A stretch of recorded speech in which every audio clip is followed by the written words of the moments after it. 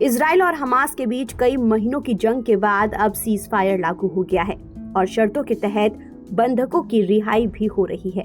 अक्टूबर 2023 से चल रही इस भीषण जंग के रुकने से दुनिया ने राहत की सांस ली है, लेकिन गाजा में एक बार फिर से जंग शुरू होने की आहट सुनाई देने लगी है।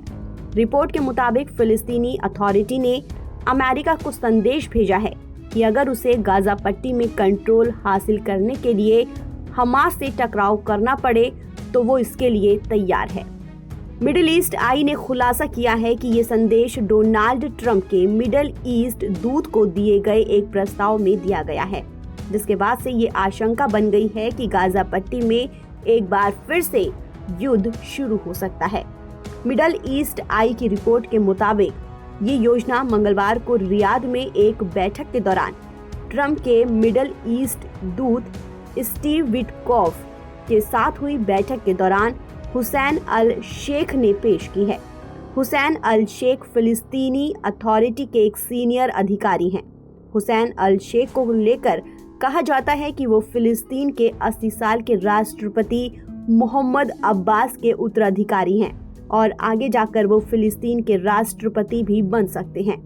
आपकी जानकारी के लिए बता दें कि फिलिस्तीन अथॉरिटी का कंट्रोल वेस्ट बैंक में है और गाजा पट्टी में उसका प्रभाव काफी लिमिटेड है।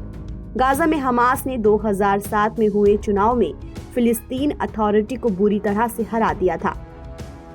फिलिस्तीन अथॉरिटी ने कल्पना की है कि एक समिति का शासन गाजा पट्टी पर होगा।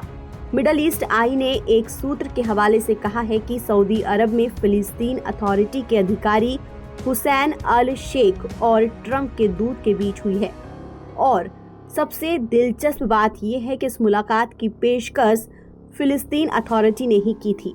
आपको बता दें कि ट्रंप के मिडिल ईस्ट दूत स्टीव विटकॉफ ने वेस्ट बैंक के राम लल्ला में मिलने के प्रस्ताव को ठुकरा दिया था, जिसके बाद सऊदी अरब में बैठक का आयोजन की अपील की गई थी और उसके बाद ये बैठक रियाद में हुई।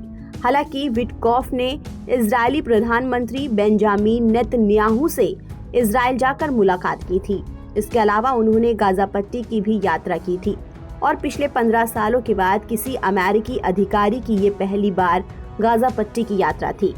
आपको बता दें कि जियाद अबू अम्र फिलिस्तीन के राष्ट्रपति महमूद अब्बास के लंबे समय से गाजा पट्टी के सलाहकारों में से एक हैं और अगर गाजा पट्टी पर शासन के लिए एक समिति का गठन होता है तो इसका मतलब ये होगा कि जियाद अबू अम्र गाजा पट्टी के असली शासक बन जाएंगे।